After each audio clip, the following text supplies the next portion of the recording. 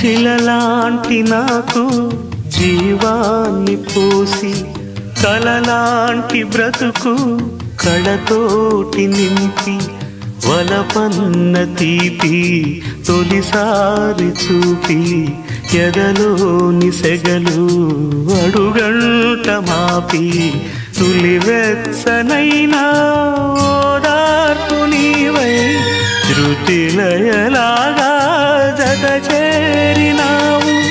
నువ్వులేని నన్ను హింసలేను, నా వేదనంతా నివేదించలేను.